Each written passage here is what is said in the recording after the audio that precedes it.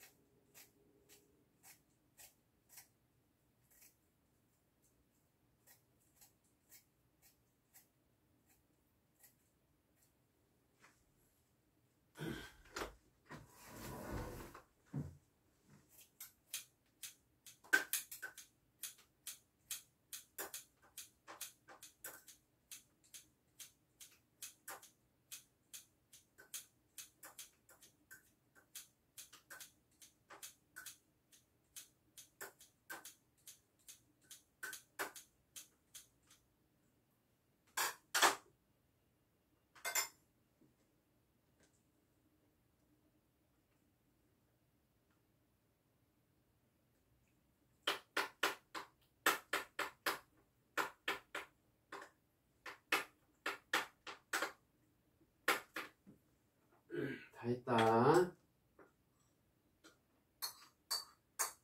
자, 후라이도 하나 넣고.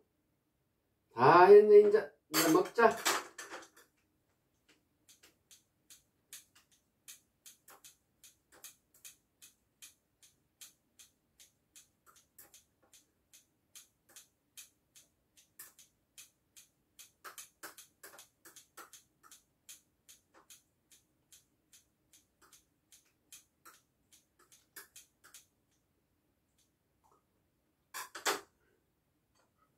자, 맛 한번 볼까?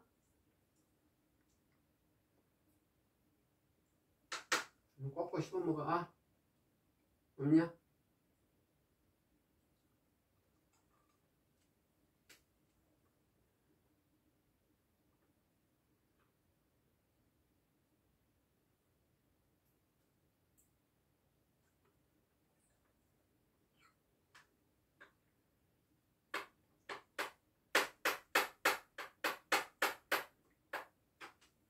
꼭꼭 씹어 먹어.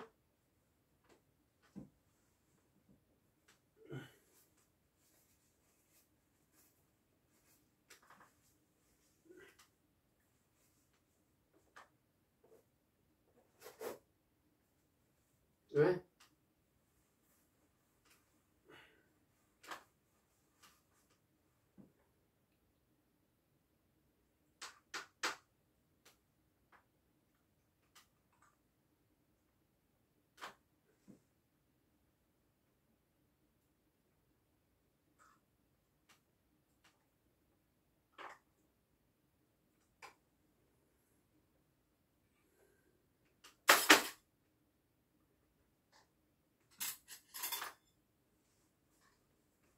나도.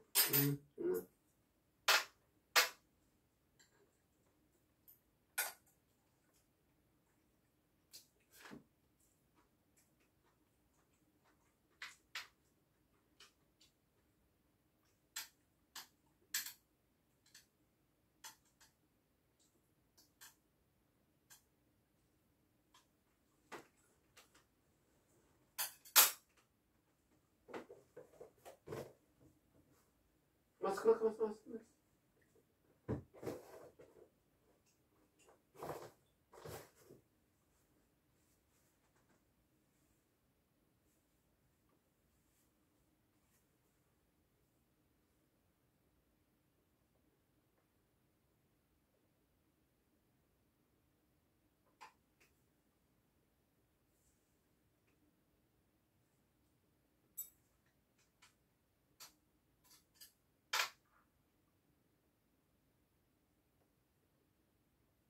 언니 김치 좀 먹어봐. 김치.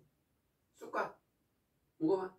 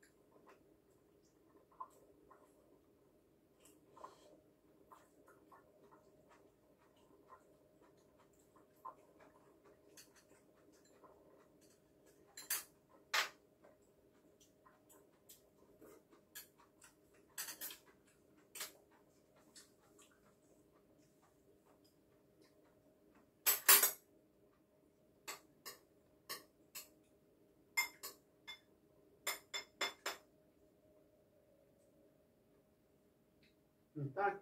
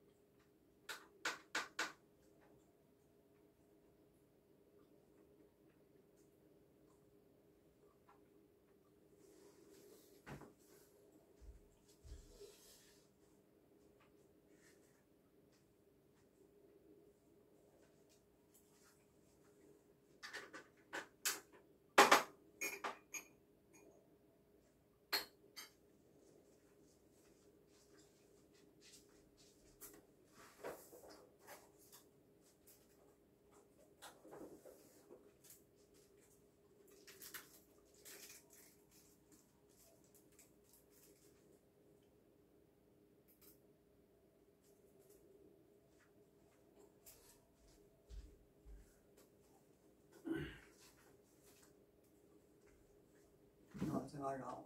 응? 어디서? 어디 안 가? 그럼 어디로 가요? 집으로? 비온지. 비 안 와? 어. 내일 가. 내일 오늘 안 가고 내일 가.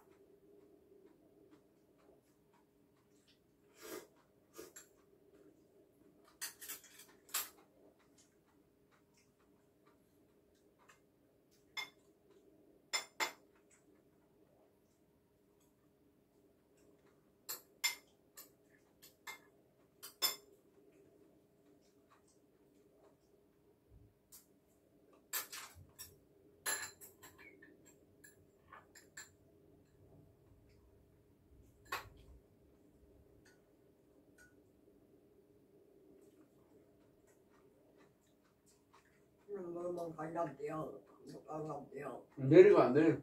야, 오늘 안 가고 내일 가 언니. 이거로. 뭐 어디가 있어?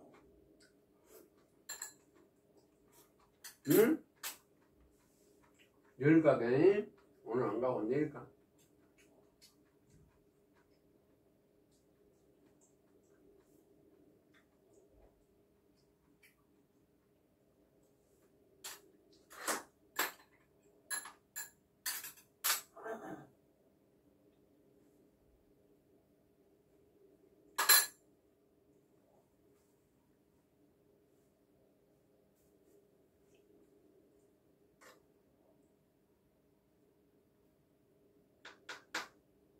없냐?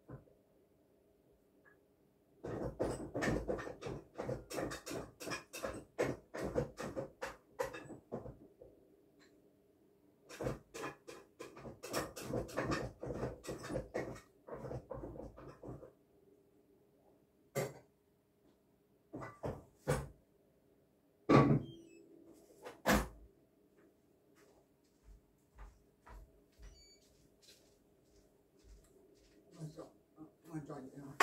응?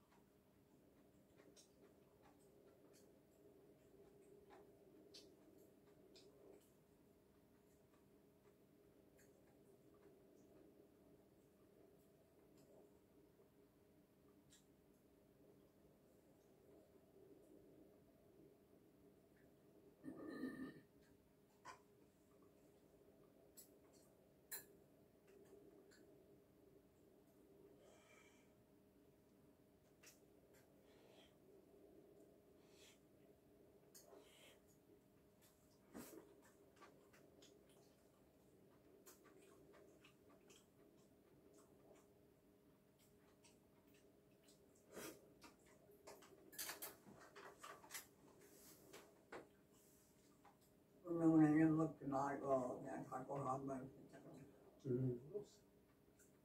땀이. 그렇게 한번 해보지. 예.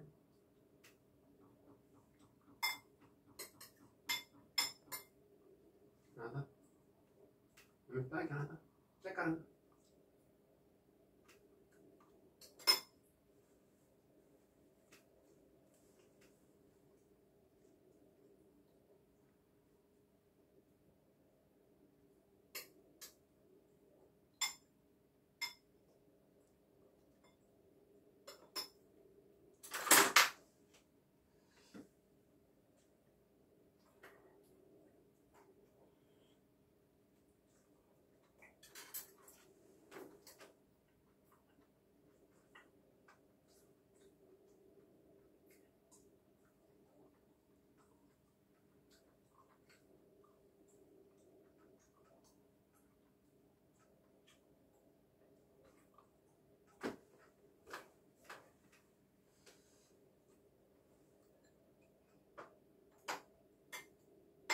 자,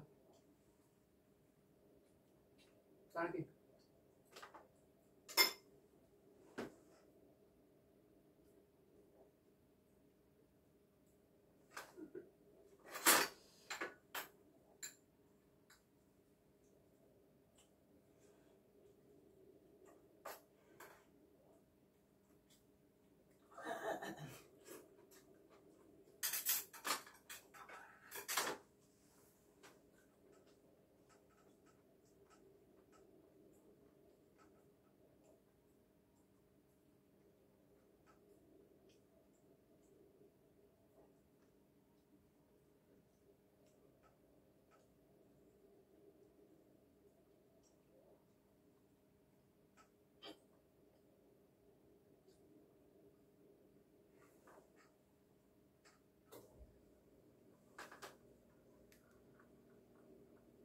딸기. 어머니 딸기 먹어. 어머니 물이요, 물.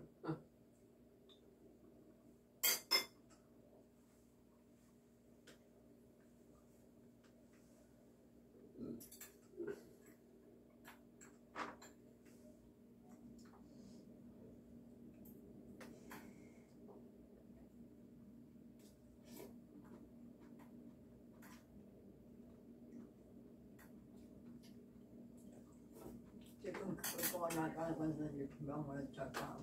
내일 가, 내일.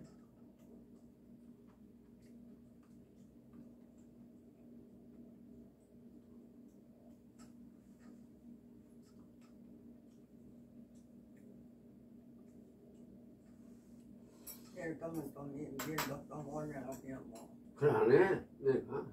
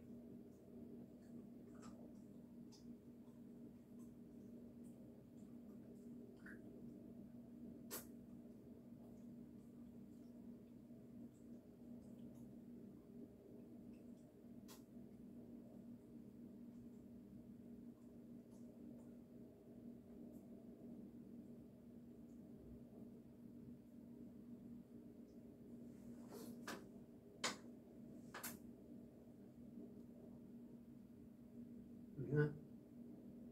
어머니.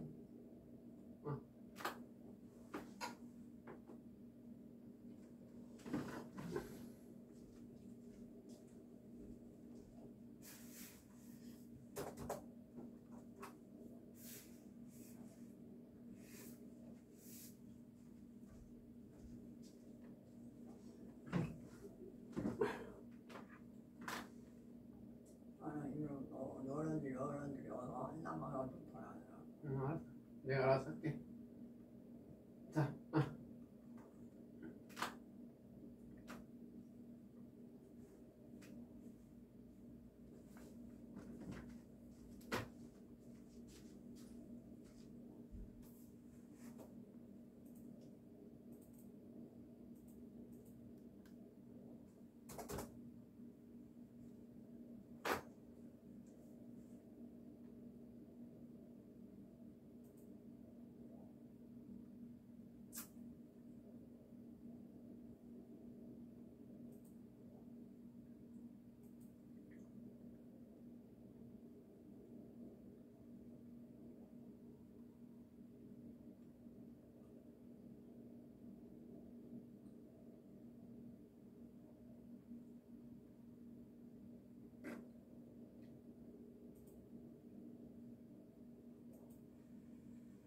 남자들의 50%는 전립선이 커져. 소변 문제로 고생한다. 처음에 소개드렸던 윤석열 대통령 국정수행 긍정평가가 방향을 틀었던 그 시점과 같은 시점부터 하락세를 보이기 시작을 했는데요. 요거는 조금 더 지켜봐야 될 것 같습니다. 그리고 또 그래프에서 눈에 띄는 부분이 더불어민주연합과 조국혁신당의 순위가 이렇게 바뀌는 뒤집히는 부분도 있는데 이게 언제쯤이었습니까?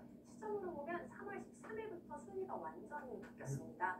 그 뒤부터는 차이가 점점 벌어지고 있는데요. 공식 창당한 지 열흘 만에 벌어진 일입니다. 그런데 최근에는 더불어민주당의 위성정당인 더불어민주연합에 대한 비례투표 의향이 점점 조금씩 올라오고 있는 모양새여서 이 부분도 선거 막바지까지 한번 지켜봐야 될 것 같습니다. 네, 앞으로도 변수가 있고 민심이 어떻게 바뀔지 모르기 때문에 저희가 확언할 수는 없습니다만 만약에 이대로라면 각 정당은 몇 석 정도의 비례율을 가지고 있습니까? 연동형이기 때문에 물론 위성정당이 나왔지만 연동형이기 때문에 지역구 의석에 따라서 한두 석 정도는 차이가 날 수 있습니다. 그렇지만 다만 오늘 여론앱을 기준으로 계산을 했을 때 국민의 미래가 16석, 조국혁신당이 10석, 더불어민주연합이 12석이고요. 개혁신당과 녹색정의당은 각각 2석씩 가져갈 것으로 보입니다. 그러면 이번 2016년에 국민의당이 얻었던 맞아요. 의석수랑 뭐 지금 조국혁신당이 비슷하다고 이렇게 볼 수 있나요? 네, 오늘까지 나온 여론조사 기준으로는 그렇습니다. 다만 지난 2020년에 열린민주당 기억하실 텐데 그때 뭐 여론조사에서 15% 가까이 나왔지만 실제로는 그렇게까지 나오지 맞아요. 않았잖아요. 그래서 조금 더 지켜봐야 될 것 같습니다. 오늘 오전에는 또 갤럽 조사 결과가 나왔던데요. 그것도 정리를 해주실까요? 네, 대통령 국정수행평가부터 볼 텐데요. 긍정이 34%, 부정이 58%로 지난주와 변함이 없었습니다. 그런데 이번 주에는요, 대파 논쟁으로 물가와 관련한 이슈가 좀 점화가 됐었잖아요. 그래서 이를 반영하듯이 윤석열 대통령이 잘못하고 있다고 평가한 응답자 가운데서 4분의 1 정도는 민생과 물가가 그 이유다 이렇게 꼽았습니다. 23% 정도입니다. 근데 반면 잘한다고 평가한 응답자의 경우 의대 정원 확대를 한 달째 가장 높게 꼽고 있는데요. 이번 주에는 지난주와 대비해서 5%포인트가 줄었습니다. 그래서 의대 정원 문제에 대한 민심이 약간 방향을 틀고 있는 것이 아닌가라고 추측해 볼 수 있습니다. 지금 나온 이 결과는 시점을 봤을 때 지금 어제 나오고 있는 후보자들의 재산 논란이라든지 그리고 오늘 아침에 이종석 대사의 사의 표명이라든지 그런 사안들은 지금 포함이 안 된 거잖아요. 당연히. 됐습니다. 어제까지 조사한 것이기 때문에 다음 주 조사를 한번 지켜봐야겠습니다. 총선 전에 또 다른 변곡점이 될 수도 있다는 생각이 드는데요. 네. 이종석 대사 사퇴나 오는 재산 문제 등이 여론이 어떻게 반영되는지 얼마나 크게 반영되는지도 계속 봐야 될 부분입니다. 정당 지지도도 볼까요? 네, 정당 지지도도 한번 살펴보겠습니다. 지난주에 비해서는 국민의힘이 3%포인트가 올랐고요. 민주당은 4%포인트 떨어지면서 다시 차이가 벌어졌습니다. 각 당이 움직이는 방향을 조금 주의해서 봐야겠지만 5차원을 보라는 이제 통계적으로 유의미한 움직임까지는 아닙니다. 하지만 이제 방향이 서로 다르다는 건 확인해 봐야 될 텐데 여기서도 중요한 건 민주당이 20%가 나와서 좀 놀라긴 했거든요. 예. 근데 이게 7개월 만이더라고요. 20%대가 나온 게. 근데 그 4%포인트가 떨어진 만큼 조국혁신당이 그만큼 올랐습니다.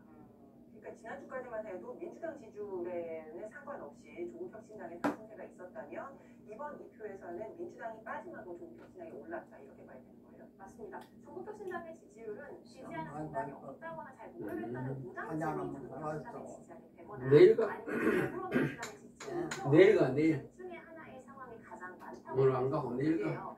그런데 이번 주 무당층은 13%고 지난주는 15%로 이미 상당히 낮은 수준입니다.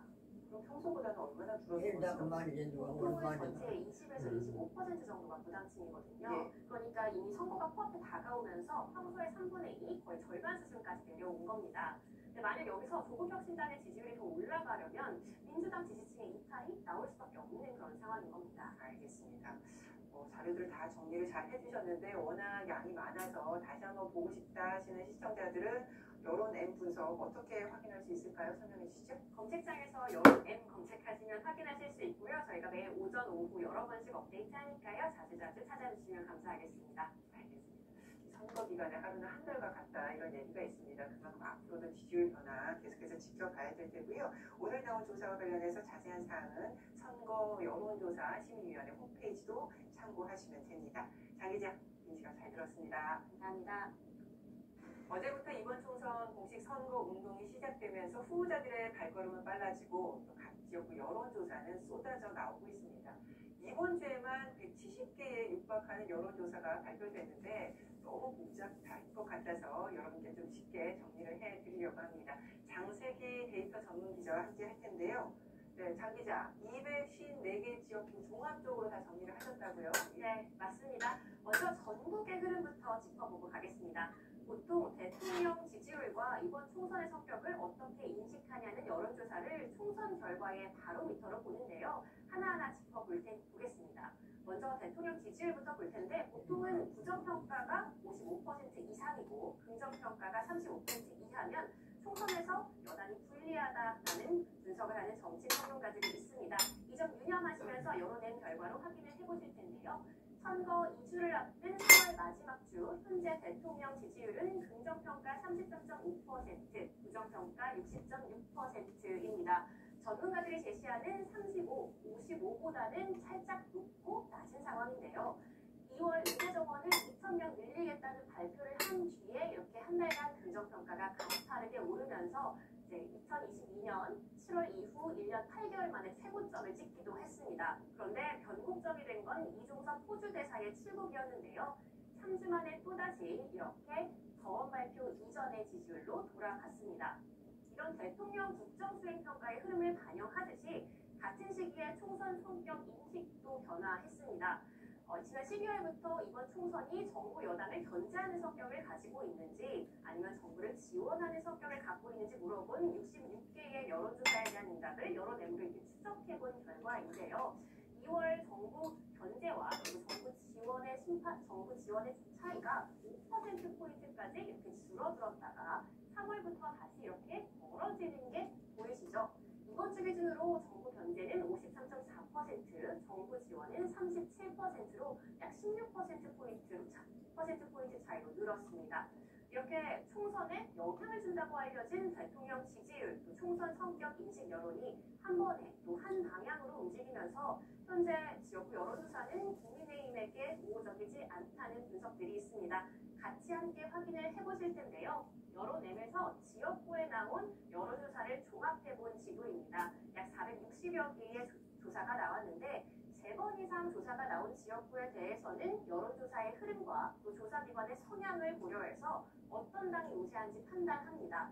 제가 지금 가리키고 있는 인천 계양을이나 서울 용산, 또 여기 낙동강 배수와 같이 사람들이 관심이 많거나 적전지의 여론조사가 많이 나오는데요. 현재는 이들을 포함해서 약 54개의 지역구에 이렇게 짙은 색깔이 칠해져 있습니다. 붉은색으로 칠해진 곳은 국민의힘이 우세한 지역이고요. 파란색은 더불어민주당이 우세한 지역, 그리고 또 보라색은 우열을 알 수 없는 경합 상황이라는 뜻입니다. 지금 제가 가리키고 있는 이곳, 계양을, 명륜대전이 펼쳐지고 있죠.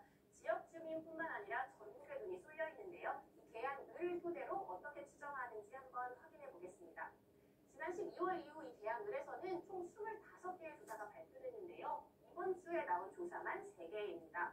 그런데 이 3개의 조사 살펴봤더니 2개의 조사는 후보자의 차이가 4%포인트 안팎인 반면에 다른 한 조사는 13%포인트에 이릅니다. 조사 간의 차이가 크죠. 어떤 질문을 먼저 물어보는지, 사람이 물어보는지, 기계가 물어보는지, 또 주말을 껴서 조사했는지에 따라 조사 결과가 다른 건데요. 이렇게 개별 조사로 살펴보면 헷갈리지만 여러 여론의 흐름과 조사 방법의 특성을 고려한 여론 M으로 살펴보면 훨씬 간결해집니다. 이재명 후보의 지지율은 50% 가까이에서 12월부터 거의 움직이지 않고 있고요. 원희룡 후보의 경우 공천 갈등이 한창이던 지난 2월에 이렇게 상승세인 게 보이시죠? 하지만 3월부터는 다시 이렇게 차이가 벌어지면서 오르락내리락하는 중입니다. 이 지난 선으로 표시된 요선 주변에 끼는 신뢰 구간, 그러니까 오차 범위를 나타내는데요. 이 띠가 겹치면 우열을 알 수 없는 경합 상태로 보는 겁니다. 현재 시점에선 여기가 현재 시점인데요. 개항을에서는 이재명 후보가 앞선 것으로 판단이 되지만 원희룡 후보의 지지율이 가장 높았던 이 3월 초에는 잠시 정합이기도 했습니다. 이렇게 여론의 흐름을 그린 곳이 54개 지역구로 보시면 되시고요. 이 중에서 경합인 지역이 21곳, 더불어민주당이 우세한 곳이 32곳으로 집계되고 있습니다. 민주당이 상당히 유리한 상황인 것처럼 보이지만 꼭 그렇지는 않습니다. 투표율이 변수입니다. 여론조사는요, 보통 그 지역구의 성별, 연령별 인구에 맞춰서 조사를 하는데요. 인천 계양을을 조사를 하려면 지금 보시는 이 그래프에 맞춰서 조사를 해야 합니다. 아내가 많이 맞춰요. 알았어. 예를 들어 500명을 내려가게. 먹고. 먹고. 계양을 인구 중 11%인 50대 알았어. 남성은 55명 정도를 먹고. 조사를 해야 하고요. 또 39명 언니 밥 안 먹을 거야? 밥 안 먹어? 그만 먹어? 언니 밥 그만 먹어? 밥 그만 먹어? 밥 안 먹어?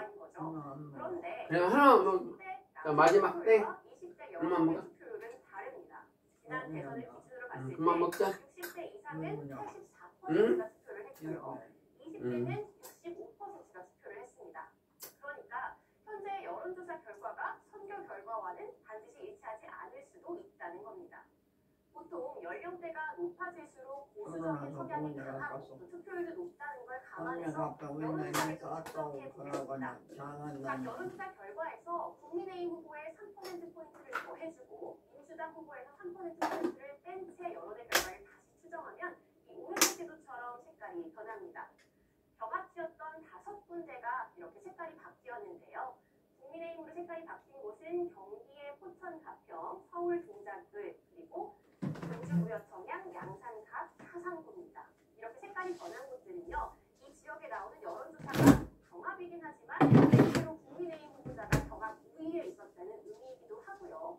기존의 연령별 투표율에서 크게 벗어나지 않는다면 여론조사는 경합으로 나오더라도 실제 선거에서는 국민의힘 후보가 승기를 잡을 확률이 높은 지역이라는 거죠.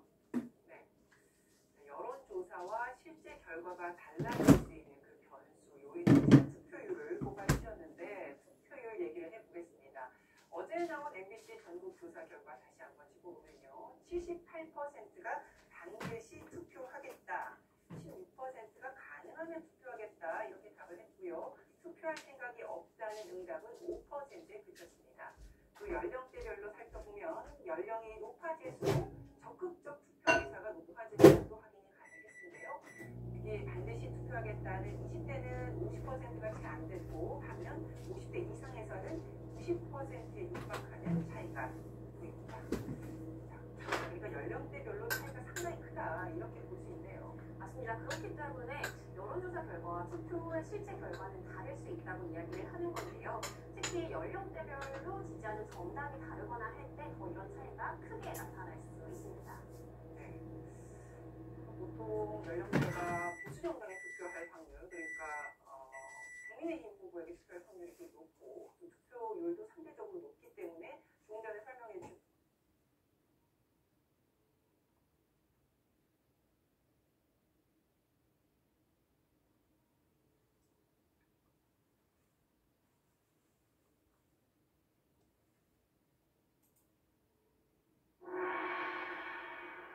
너무 감동했어요. 하늘에서 선녀가 내려온 듯.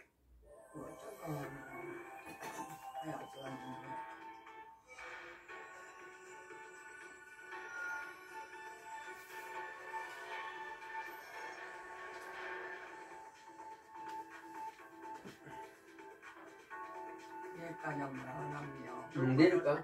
사사건입니다. 음. 총선 공식 선거운동 이틀째입니다. 4월 10일 총선까지 12일 남았는데 그것은 어떤 다음 거야? 달 5일부터 몰라, 내려가. 되는 걸 감안하면 유권자의 선거 시간은 이제 일주일 앞에 불과합니다. 정치권 선택인의 박성민 대표와 함께 현재 총선 판세와 남은 변수들 짚어보겠습니다. 어서 오십시오. 예, 안녕하세요. 반갑습니다.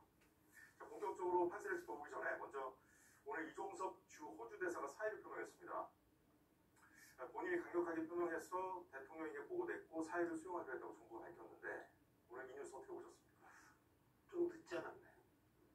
항상우 수석이 사퇴하는 것도 그렇고 이종섭 대사의 사퇴도 타이밍을 좀 놓친 것 같아요. 대통령실이 이슈에 대응하는 것을 보면 어떤 이슈가 벌어져도 바로 대응을 안 하고 좀 질질 끌다가 타이밍 다 놓치고 하게 되니까 효과가 반감되고 그런 것 같고 이거는 애초부터도 뭐 임명 철회를 하기는 좀 어려웠던 사안이고 결국 그 사의를 표명하고 수리하는 그런 방식이 될 수밖에 없었는데 일부 보도에 따르면 한동훈 위원장이 요구했다 뭐 이렇게 돼 있는 거니까 지금 사퇴하지 않고서는 결국만으로는 지금 막을 수가 없다 지금. 여권에서 요구가 있었어요. 예. 네. 근데 이제 여권 입장에서는 이걸로 그래도 정리되지 않겠느냐.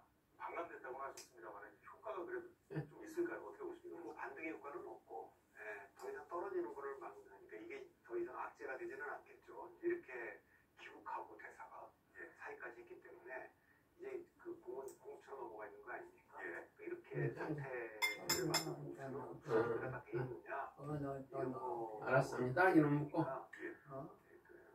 좀 지켜봐야 되겠습니다만 이것이 지금 뭐 계속 그 민심이 악화된 것을 반등시킬 정도는 아니죠. 그 야권에서도 지금 엄정한 수사를 촉구한다 이런 입장을 밝혔거든요. 근데 야권은 뭐 공세를 하려면 좀 할 수는 있겠죠. 그렇지만 그 야권이 끌고 가는 이슈로도 좀 힘이 좀 약해지는 거죠. 왜냐하면 지난번에 귀국해서 수사 받겠다고 했는데 그때 공소가 아직 뭐 포렌식도 다 끝났다 지금 이렇게 얘기한 거 아닙니까? 오늘 이 점에 대해서도 불만을 표시했어요. 그 이정도 대사는 벌써 다 나와요. 아니야. 때문에 이제 야권과 공처로 몸이 넘어간 거죠. 총선 이제 딱 12일 남았는데 지금 전체적인 판세는 어떻게 보고 계십니까? 지금 전체 나오는 모든 여론조사 지표를 보면 그 정권 집단이 굉장히 강하게 지금 작용하고 있는 거 아닙니까? 그러니까 지금 노골적으로 조국혁신당은 3년을 넘었다. 이게 대통령 탄핵하겠다는 얘기 아닙니까? 조기조기식이라는 표현을 쓰고 있고 사실상 공약으로 내버렸죠. 예, 그리고 뭐 한동훈 특검에 뭐 대통령 탄핵을 보고 있는데 보통 선거 때 그런 얘기를 하면 역풍이 불어서 그런 얘기는 안 하는 것인데 조심하죠. 그런 얘기를 노골적으로 하고 있고 그래도 역풍이 안 분다는 거는 정권 심판이 굉장히 강하게 지금 밑에서 흐르고 있다 그렇게 보이기 때문에 전체 판세는 역시 그 야당이 유리하게 흐르고 있는 것으로 보이고요. 야당 쪽에서 나오는 얘기도 이해찬 선대위원이 승리를 잡았다 뭐 이렇게 좀 표현을 썼고요. 반면에 이제 여당에서는 공격적으로 맺힌 한강벨트는 뭐 물 먹어. 차점 채우고 물 먹어, 물. 수비수로 배치해서 낙동강 벨트가 지금 뻥뻥 뚫리는 상황 아닙니까? 지금 그런 상황이기 때문에 약이 약. 없니 약. 약이야 약. 야. 아. 약이야. 다시 꼭 씹어 먹어. 다시 언어. 오늘 나온 정당 지지도 결과 보고 살펴보도록 하겠습니다. 자, 물. 정당 지지도 결과인데요. 물. 국민의힘 37%, 더불어민주당 29%로 양당 격차가 8%포인트로 벌어졌습니다. 국민의힘은 하락하다 직전 조사보다 4%포인트 오르는 거고요. 민주당은 4%포인트 하락했습니다. 자, 다른 정당들 지지율도 준비되죠. 조국혁신당이 눈에 띄는데 12%를 기록했습니다. 민주당 지지도가 하락한 만큼 올라서 더 주목을 받은 것 같습니다. 한국갤럽이 차체 조사한 것으로 3월 26일부터 28일까지 전국 만 18세 이상 1,001명에게 우선 전화 면접 100%로 했습니다. 표본 오차 95%의 신뢰 수준 플러스 마이너스 3.1%포인트입니다.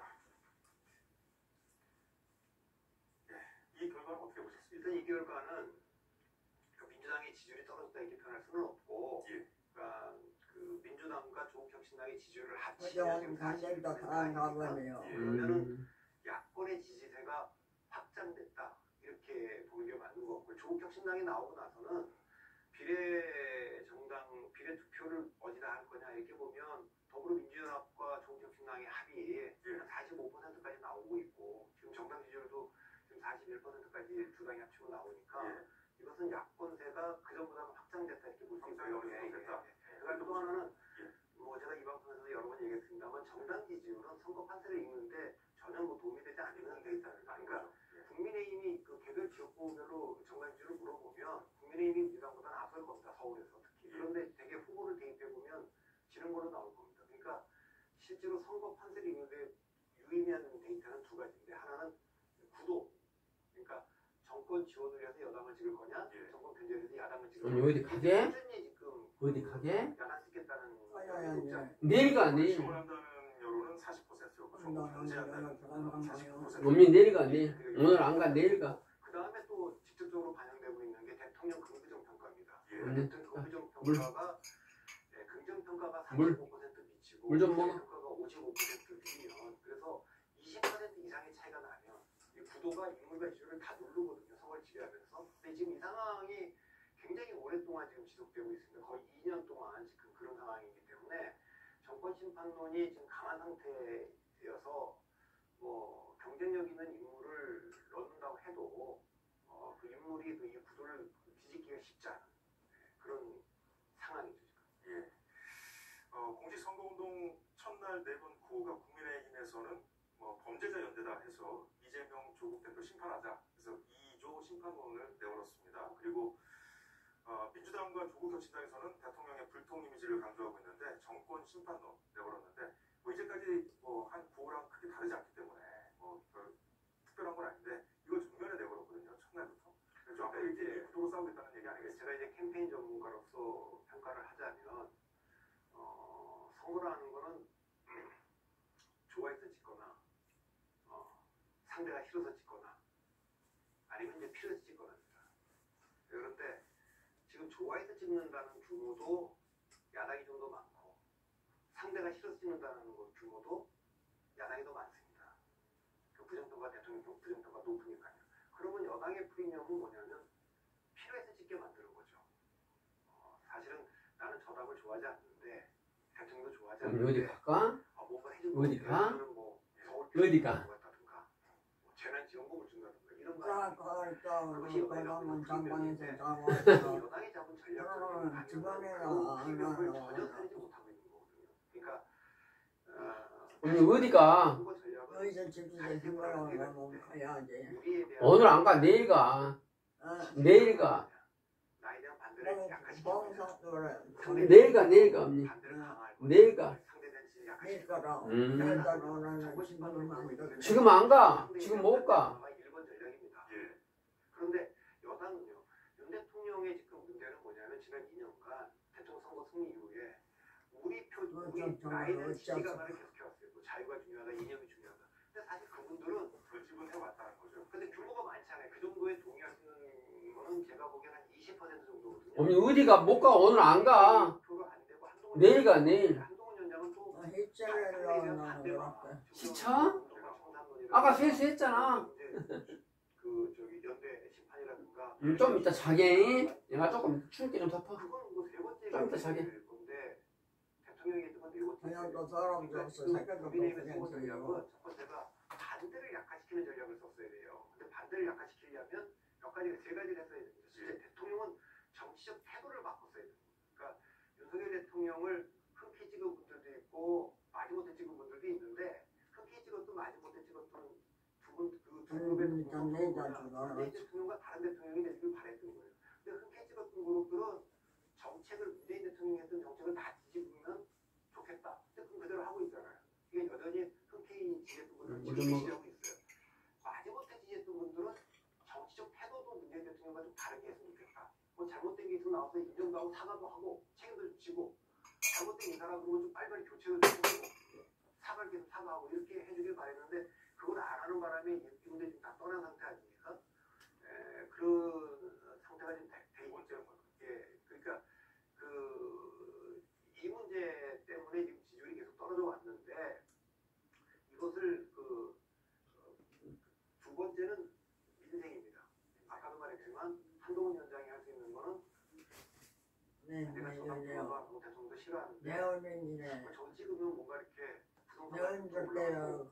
우리 시가 서울로 편입도 될 것 같고 뭐 뭐 이런 거 필요해서 찍는 거죠. 그러면 약한 연성 민주당 지지층들은 이탈할 가능성이 좀 있는 거 왜 아니에요? 그러냐. 이게 이제 두 번째 쓰고 세 번째는 대통령에 대한 저거 분석이 문재인 대통령 언니 내일가 오늘 안 가. 문재인 윤석열 대통령 대 아니 윤석열 대통령 대 저기 이재명 대표 신투라든가 윤석열 대통령 대 조국 대표의 신투 이렇게 만들지 말고 이건 과거에 끝났다.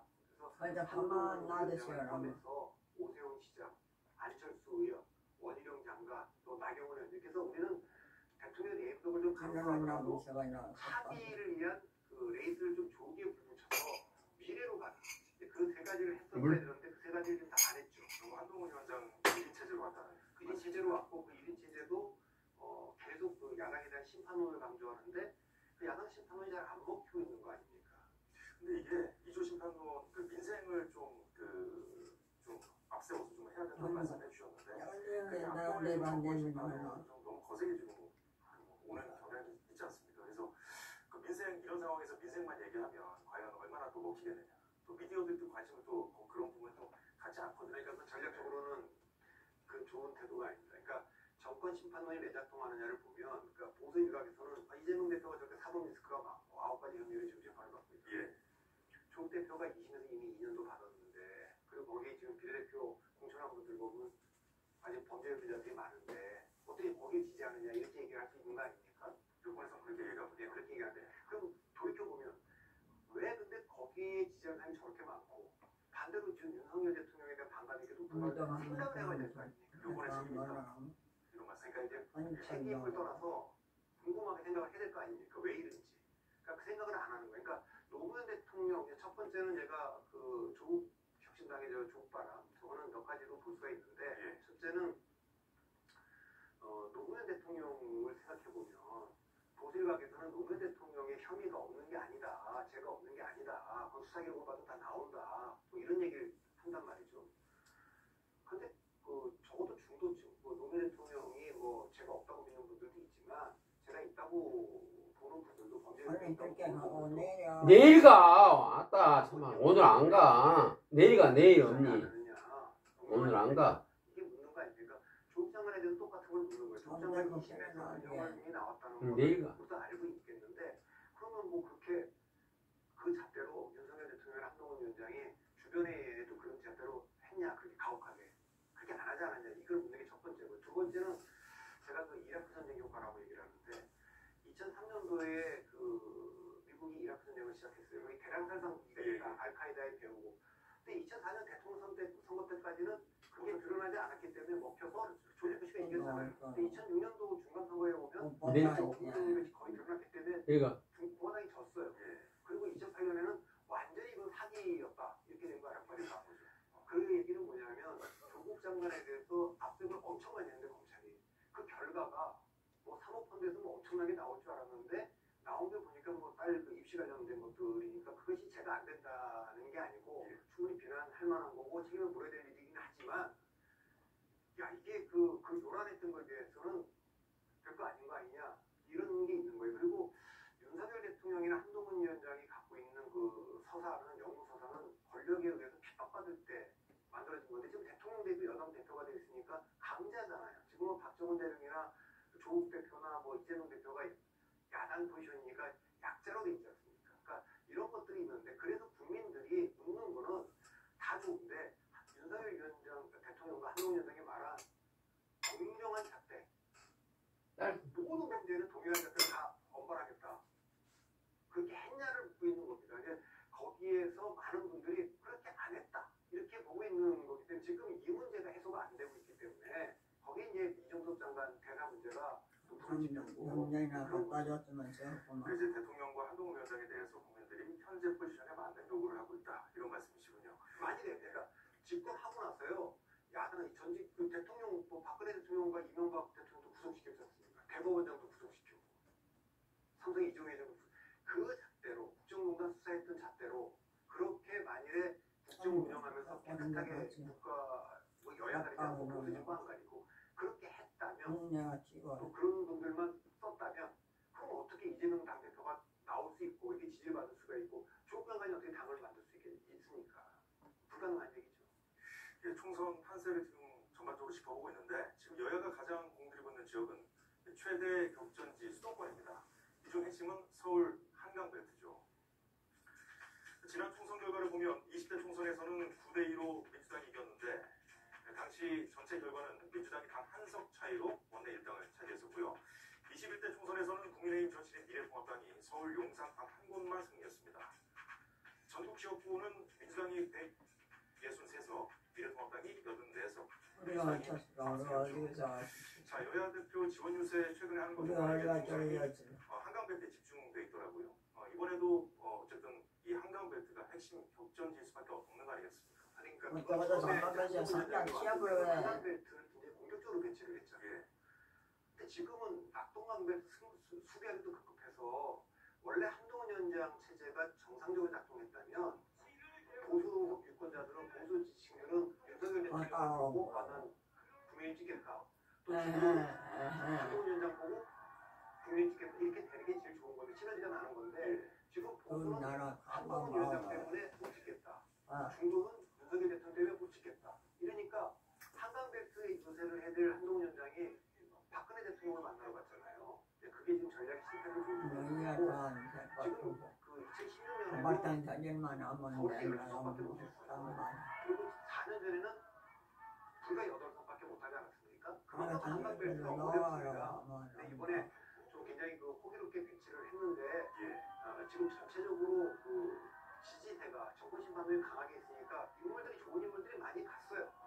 그래서 경쟁력 있는 인물들을 배치를 했는데도 불구하고 아직까지는 힘을 쓰지 못하고 있죠.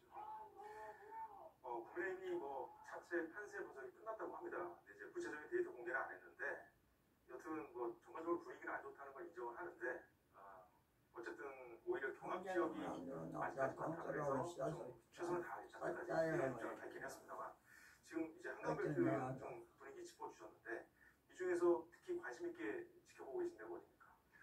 아니 이건 뭐 지금 어디를 특정하게 지금 관심 있게 본다고 얘기할 수 없는 정도로 지금 밀리고 있는 거니까 지금 국민의힘이 판세 분석을 했다 그러는데 지금 영남권 의원들이요 선거 상황실 전략팀을 다 맡고 있어요. 그것도 잘못된 거 아닙니까? 그러니까 그분들이 선거를 모르는데 그분들이 그 대부분 그 선거분들이 부산에 있는 분들이 어떻게 이 선거를 지휘를 한다는 그러니까 그거는 지금 판세를 보면 여야가 지금 얘기하는 걸 들어보면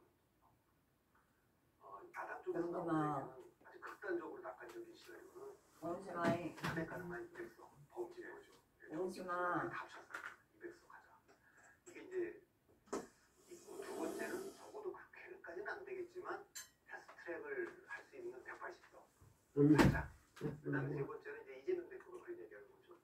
법안의 그 단독 처리가 가능한 151석 이렇게 하자. 이거 아닙니까?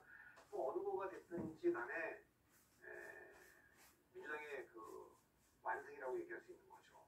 과반만 넘으면 제 생각에는 과반이 안 돼도 일당만 하면 승리를 얘기할 수 있겠는데 워낙 4년 전에 180석 하는 분이 있어서 그거는 조금 부족한 게 아니냐, 공천이 잘못된 게 아니냐 이런 책임론이 나올 수가 있어서 이재명 대표 입장에서는 이제 가반을 넘기느냐가 관건인 것 같고 지금 국민의힘 쪽에 나오는 얘기는 비관적인 얘기들이 많아요. 첫 번째는 아까 탄핵 얘기를 했는데 탄핵 저지석인 100석은 해야 되는 거 아니냐.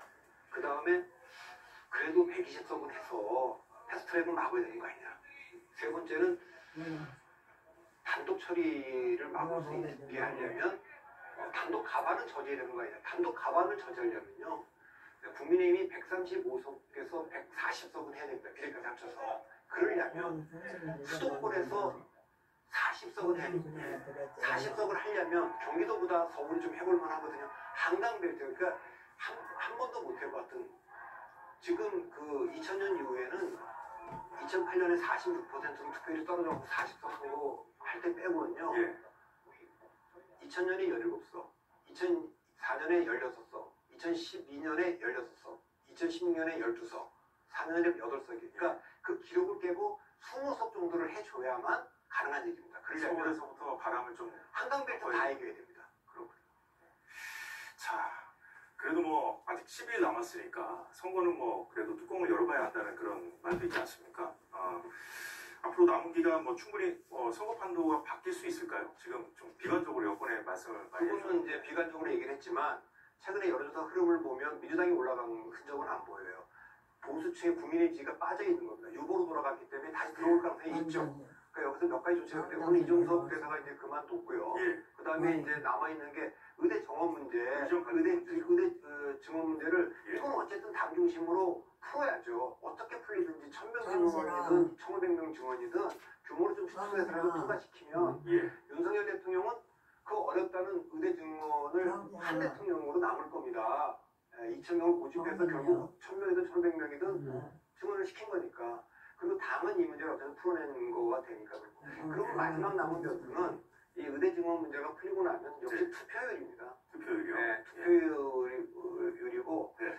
4년 전이 66%였는데 투표율이 낮아지면 낮아질수록 국민의힘이 민주당이 어려웠어요. 이례적으로 21대 총선에서는 66.2%였고 20대 총선에서는 58%였죠. 예.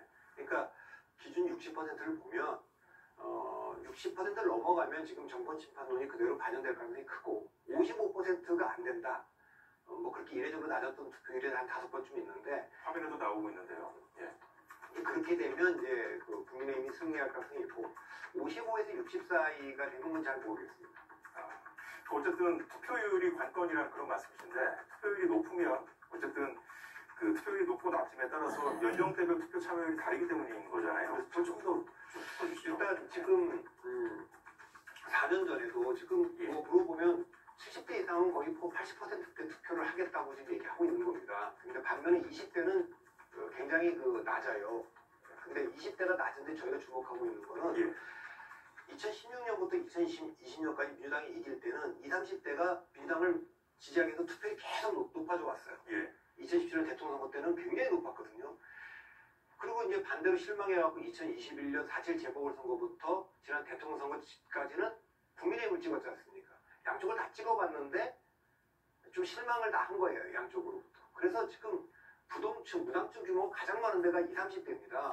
20대는 40% 이상이 그렇고 그래서 이 사람들이 투표장에 안 나올 가능성, 투표율이 떨어질 가능성이 상당히 있는데 이것도 지금 두 가지 견해가 엇갈려요.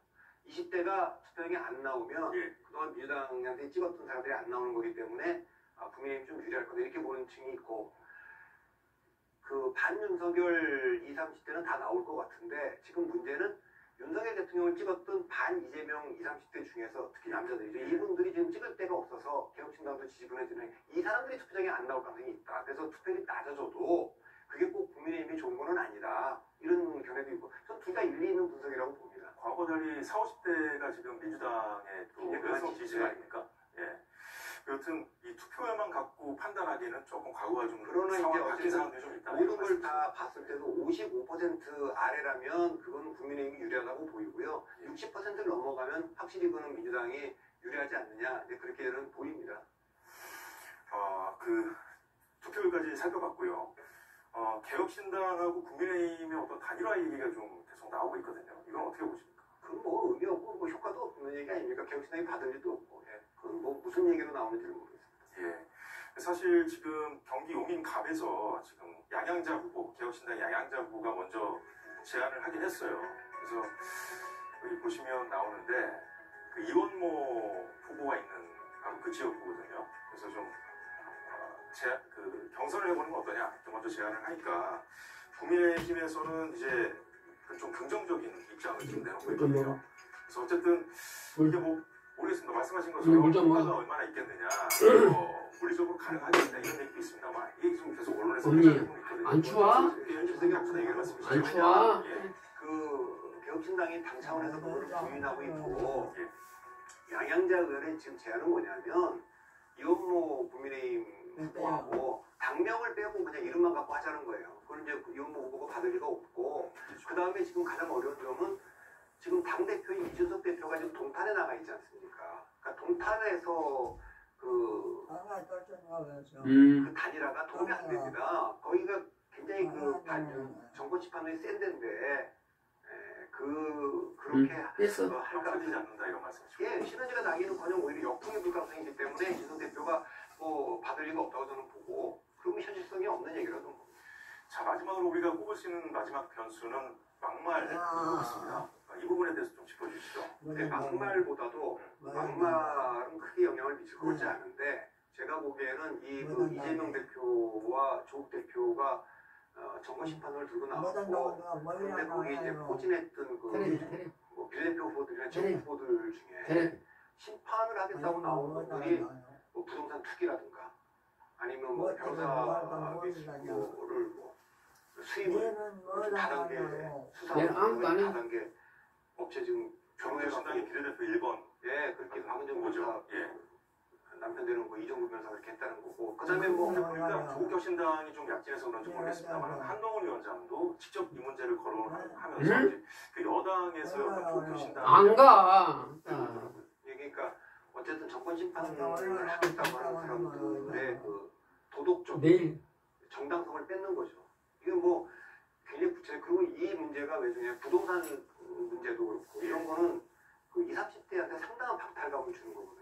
이게 보니까 뭐 지금 뭐 민주당에 배치된 후보들이 뭐 그때 이제 양문석 후보도 나오고 문재인 후보 때 대출받을 수 없는 거를 뭐 거짓으로 이제 서류 조작까지 해갖고 지금 대출을 받았다 이런 얘기까지 나오는 거 아닙니까? 그리고 뭐 지금 뭐 징역 문제도 다 나오기 때문에 오히려 그런 문제가 민주당 지지층들인 그 20, 30대 할 때에게 상대적 박탈감을 줄 가능성 막말보다도 그게 좀 더 커 보이는 거. 그래서 사실 이번에도 이영선 후보가 후보를 박탈당한 것도 약간 그런 것이 번지지 않게 하기 위해서 그렇게 한 거 아닙니까? 갭 투자에 대한 거. 그거는 민주당이 그동안에 굉장히 뭐 비판도 많이 해왔던 부분들인데 사전에 차단한 그런 그렇게 했는데 지금 계속 불거지고 있지 않습니까? 그러니까 부동산 문제는 굉장히 그 아프지 않습니까? 민주당이. 그리고 그 문제를 아주 계속 공격도 본인들도 공격도 많이 당하고 공격도 하는데 상대적으로 지금 그런 문제가 불고 있으니까 저는 이제 부동산 문제 같은 경우는 또 이 수입은 왜 그러냐면 그 검찰 개혁을 내세운 분들이 나와서 이렇게 그 정관 예우로 이렇게 돈을 많이 받고 또 박은정 후보 그다음에 도덕적으로도 사실 그거는 하면 안 되는 수입 뭐 이런 것들이기 때문에 그런 비판이 좀 영향을 미치지 않겠습니까? 예, 선거가 12일 남은 상황에서 앞으로 어떤 것들이 좀 변수가 될지까지 짚어주셨습니다. 여도는 여기까지 하겠습니다. 정치 컨설턴트 박성민 대표였습니다. 오늘 말씀도 고맙습니다.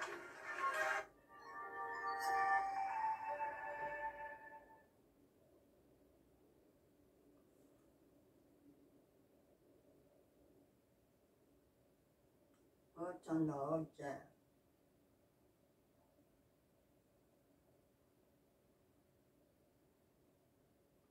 반남당한 거 마음대로 없어 넘어가봤는데 그냥 그 쌈방냐 뭐 맘먹냐 뭐야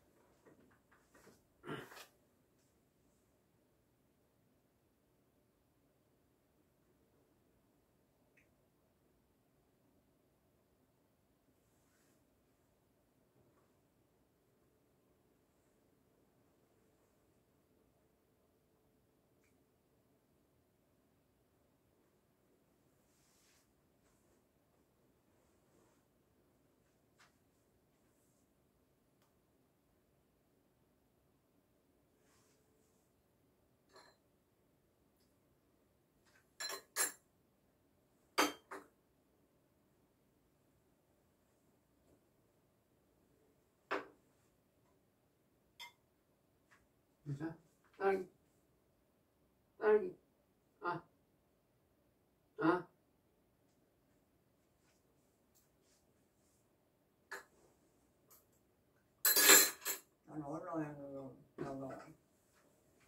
올라가고 왔어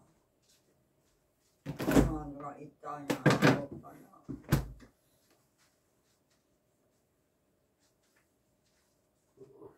난 올라간다 양치질하 치카치카자. 바다로 나가고 양치질하고 좀 기다려.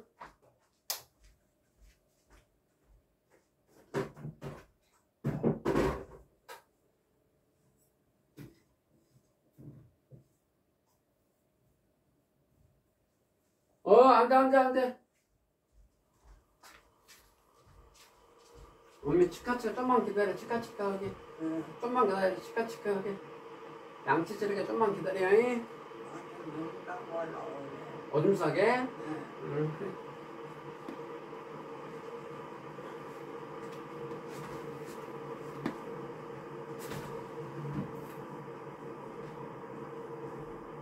내가 저녁 뭐가 있냐? 이렇게 진짜 맛있어.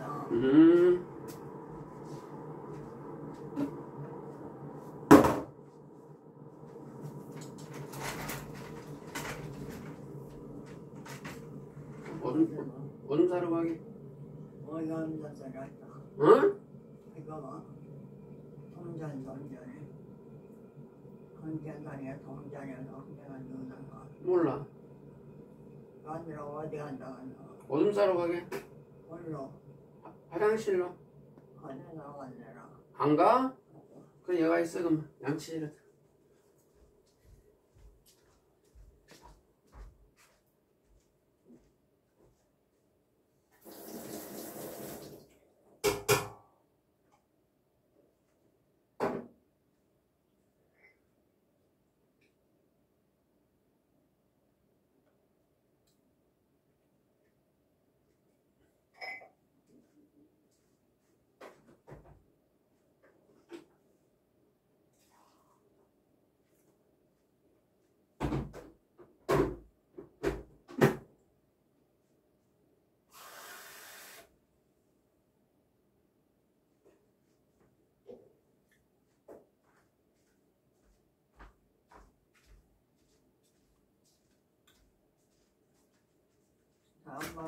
엄마는 아니면 앉았다냐. 인사. 조용한 이빨 뱉다. 거랑 이빨 뱉다 양치질하게.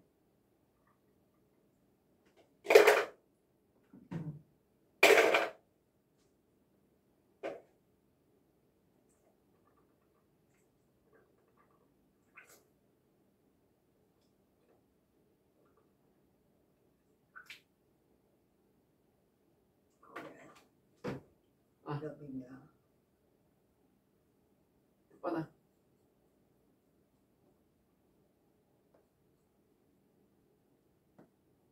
아야. 가만 있어. 엄마야. 가만 있어. 다 했다. 다 했다.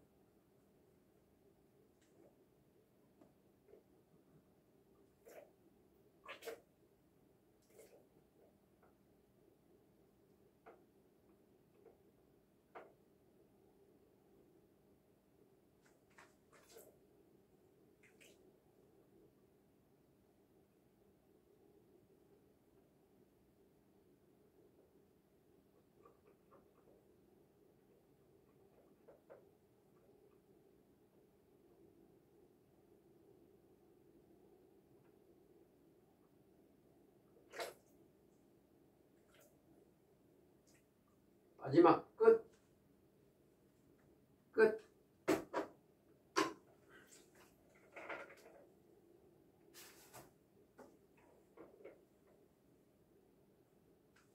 했어.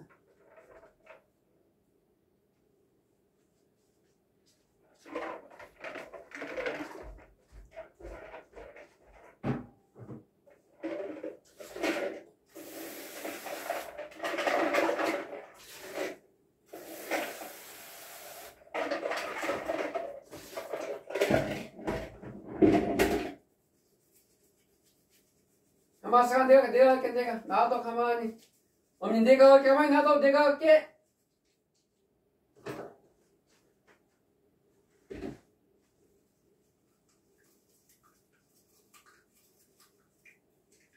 내가 할게. 내가 할게. 가만히 있어. 내가 할게.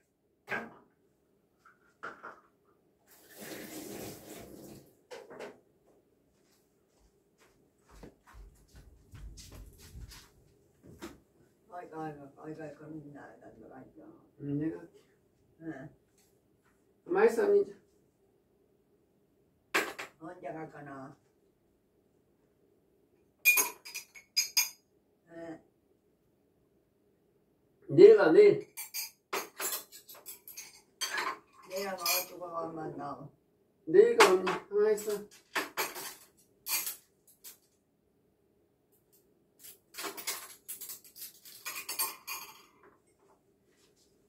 저녁에 가자. 어째 가자.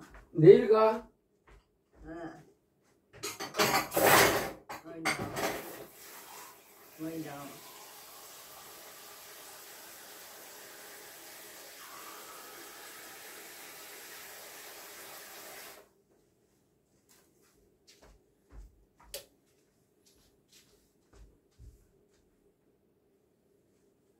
나는 잘했나.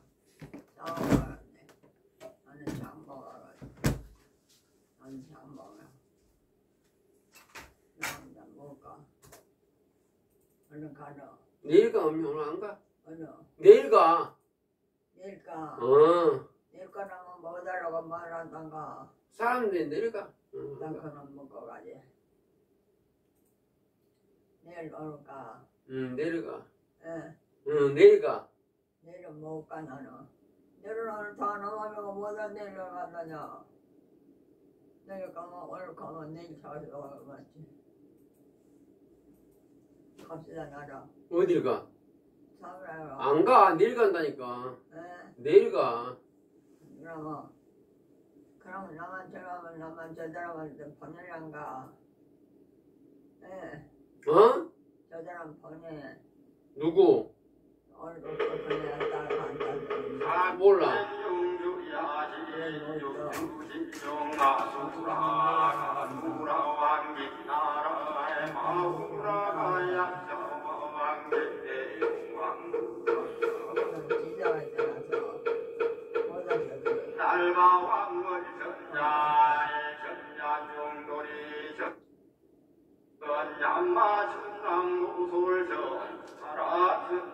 아마비탑을 관세음보살.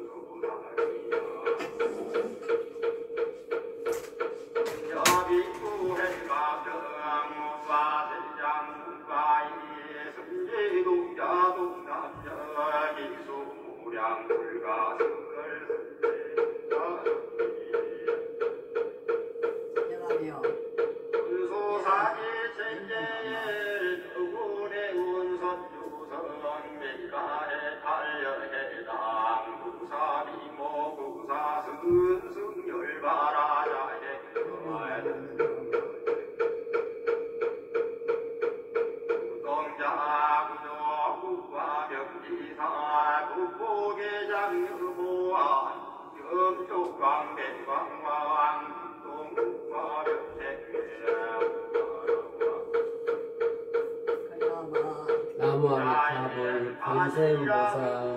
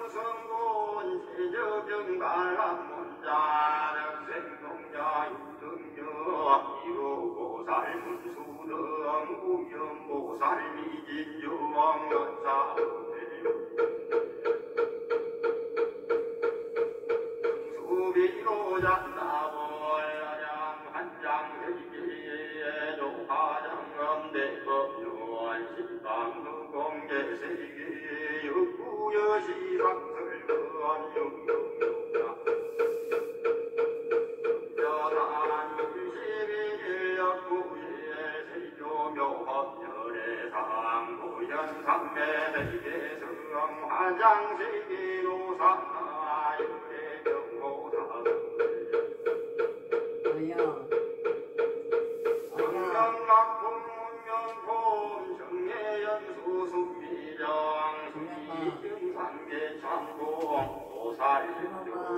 예.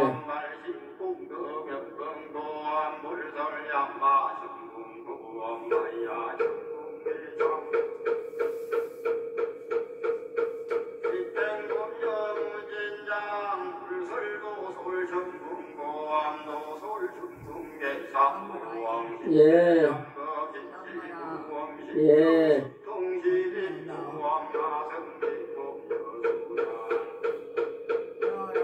예. 예, 좀만 있어.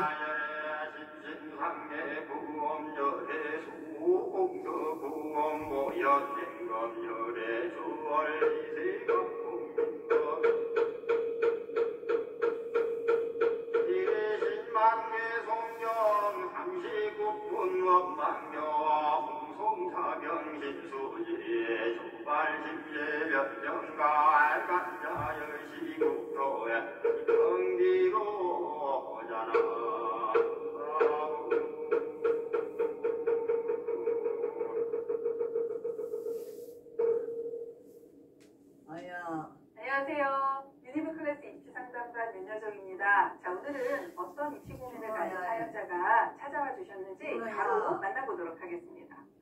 준모야. 네, 들어오세요. 아이고, 같이 들어오는구나. 안녕하세요. 안녕하세요. 광주 전남여자고등학교 2학년 되는 박나경입니다. 나경이 아빠 박병채입니다. 어떤 고민이 일단 가장 크셔서? 준모야. 왜? 잠깐만. 정마. 준모야.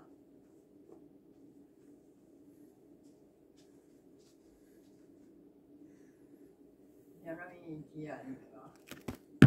준모야.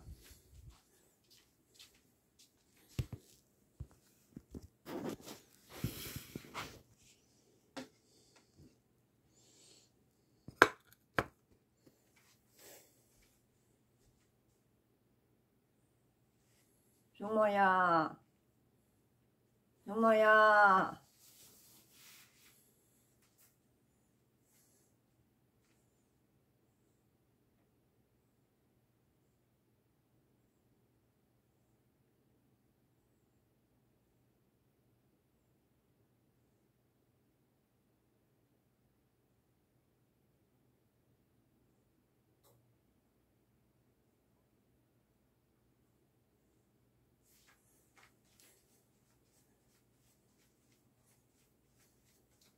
준모야. 언니 누구 찾아? 누구 불러? 준모야. 숙모가 누구야? 응? 어디로 가요? 조카? 그런 조카 없는데? 준모야. 아버지 장관을 물어라.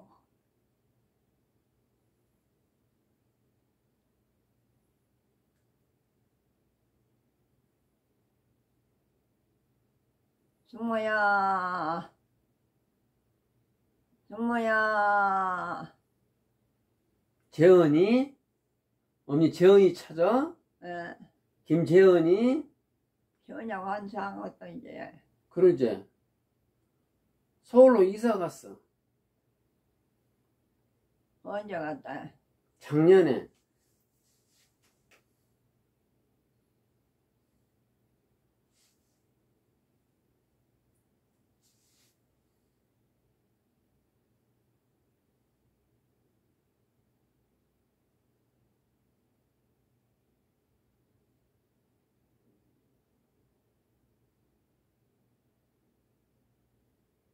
준모야. 준모야.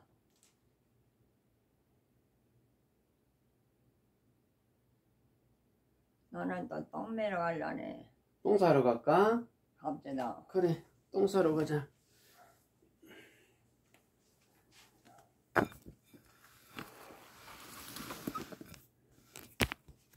똥 싸러 가자.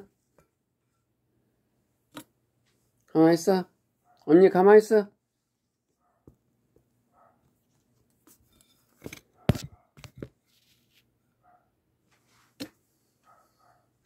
같이 가자.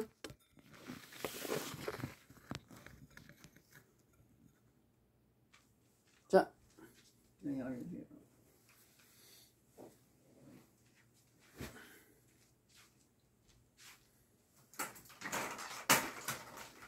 정말 더 뭐가 봐. 자, 갑시다. 어디로 가냐? 저리 가게. 요강으로, 요강으로. 영광으로 가면 되나? 영광으로 나와. 응. 거기가 자기 없냐? 가서 똥 싸.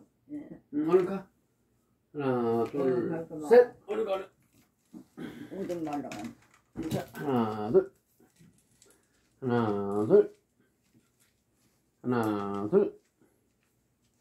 하나, 둘. 하나, 둘. 하나, 둘. 하나, 둘. 하나, 둘. 하나, 둘. 하나, 둘. 삥 돌아. 삥 돌아. 하나, 둘. 삥 돌아. 옳지. 가만히 있어, 이제.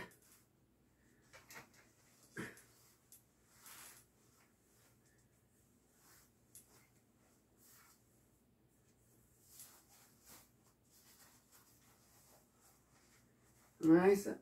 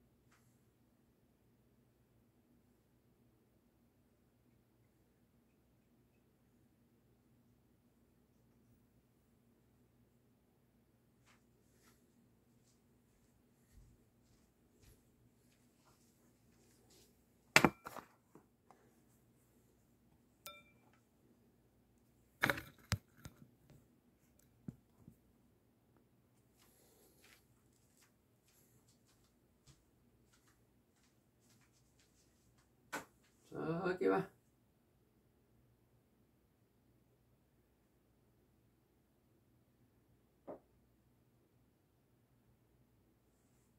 그러니까 봐.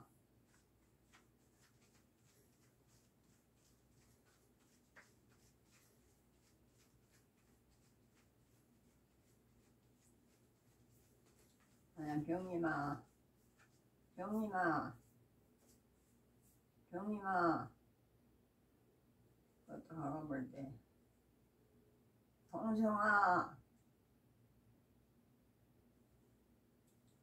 동생아. 동생아 땡 가보냐. 오심이 없어.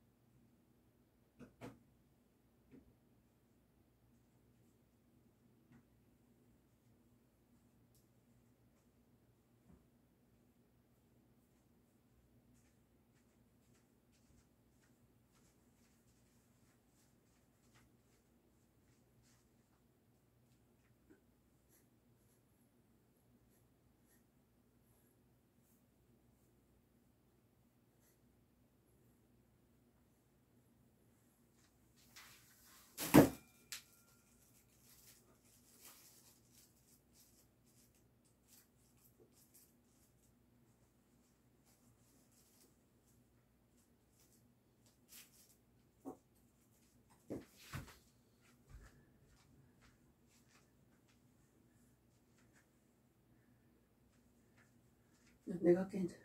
한번더 자, 일어나. 한번더 한 번 더 해. 아니, 내가 할게. 언니 내가 할게. 일어나 이제. 내가 할게. 일어나. 내가 할게. 일어나. 자. 내가 할게. 자. 하나. 내가 할게. 내가 할게. 하나, 둘, 셋. 옳자.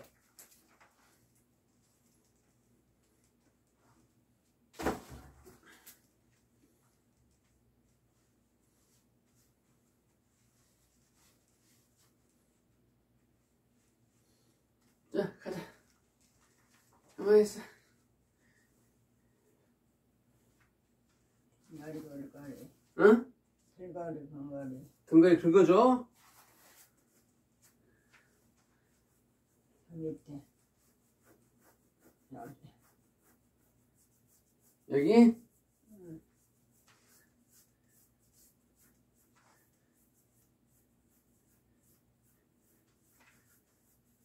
안에 그만하자.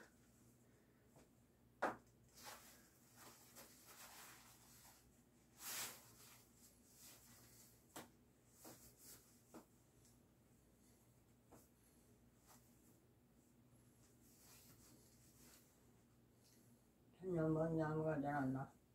먼 나무가 자란다. 자, 갑시다. 하나, 둘. 먼 사람들이 해가. 하나, 둘. 하나, 둘. 하나, 둘. 먼 나무가 하나, 둘. 어디 갔단다. 하나, 둘. 하나, 둘. 하나, 둘. 하나, 둘. 하나, 둘. 하나, 둘. 옳자. 하나, 둘. 하나, 둘. 하나, 둘. 하나, 둘. 하나, 둘. 하나, 둘. 하나, 둘. 하나, 둘. 하나, 둘. 하나, 둘. 하나, 둘. 하나, 둘. 하나, 둘. 하나, 둘. 하나, 둘. 하나, 둘, 셋, 넷, 다섯, 여섯, 일곱, 여덟, 아홉, 열, 열하나, 열둘, 열셋, 열넷, 열다섯, 열여섯, 열일곱, 열여덟, 열아홉, 스물, 스물하나, 스물둘. 그만할까?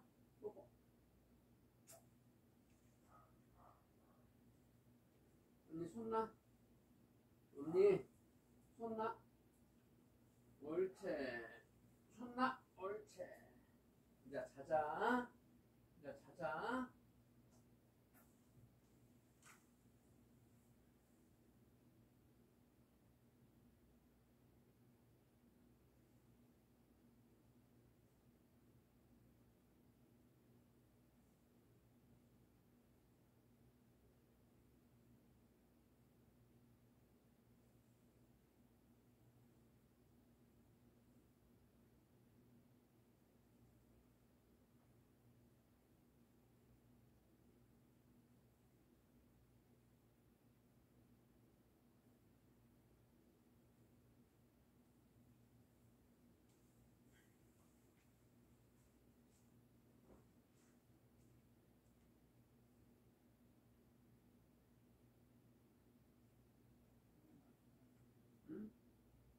그거죠?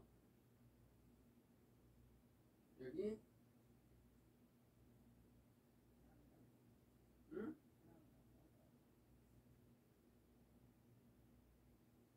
여기.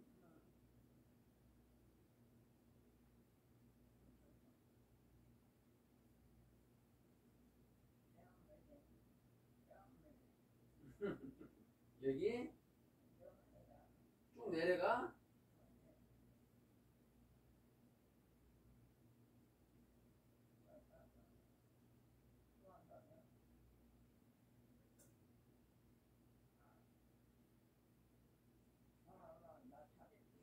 아니, 안 찾아.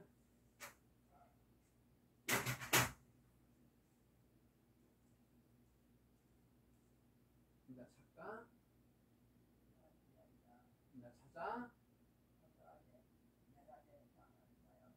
그래. 가. 내일 아침에 갑시다. 내일 아침에 가. 아침에 가게. 내일 아침에 가. 내일 아침에 가. 그럽시다. 내가 찾아. 내가 찾아. 자.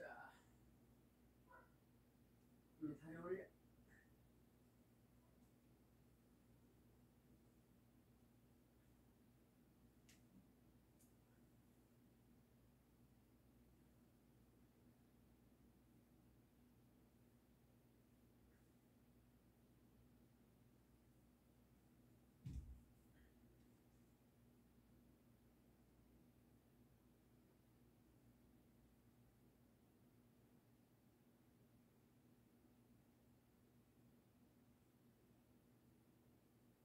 언니, 좋은 꿈 꾸세요.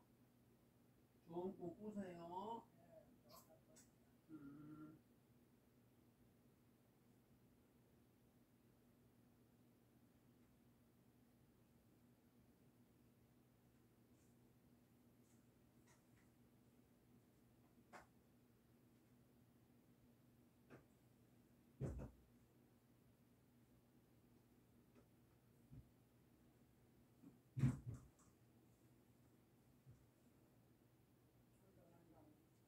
나 설거지하고 올게. 설거지하고 올게.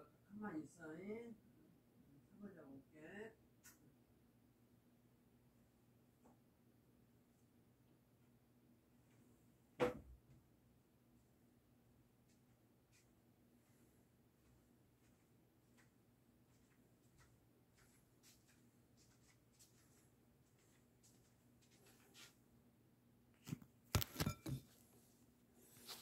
지금 시간 10시 50분. 이제 어머님 침대에 누우셨습니다. 이로써 오늘 하루 3월 29일인가요? 오늘 하루 일단은 일정이 마무리된 것 같습니다만은 또 나 부르시네요. 아이고. 왜? 이리 좀 가라. 왜? 엄니 이야기해? 오늘만 좀 들어봐. 왜? 나 몰라.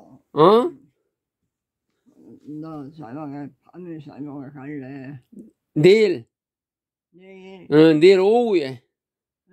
내일 점심 먹고. 오늘이 며칠인데? 오늘이 20날. 오늘 20일이지? 오늘이 20날. 그럼 내일 할 줄 알잖아, 야. 할도 안 잤냐? 내일이 20하루. 내일 바로. 내일이 20하루. 신나랑 한 판을 짤까지. 알았어. 그런데. 오늘이 20날.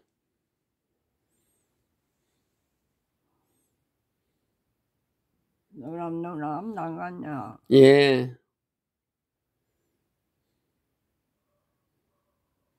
그래 가면 12시에 난다고 신나고 한마디 다 써본다 그죠? 알았어. 오늘 자 인자. 그러가네. 오늘 자 인자. 자, 좋은 꿈 꾸세요.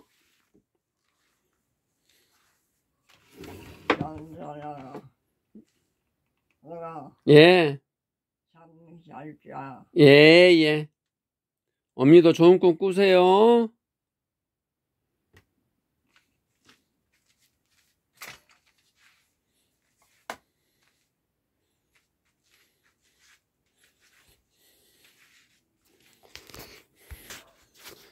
예. 오늘도 모든 일정이 다 끝났습니다. 이렇게 말하려다가 내가 말을 못 맺는 이유가 밤에 선망현상이 심하세요. 어머님이 선망현상이 심하셔가지고 또 지금도 계속 또 헛소리 하시구만요. 아마 3시, 4시까지는 계속 헛소리 하실 것 같습니다.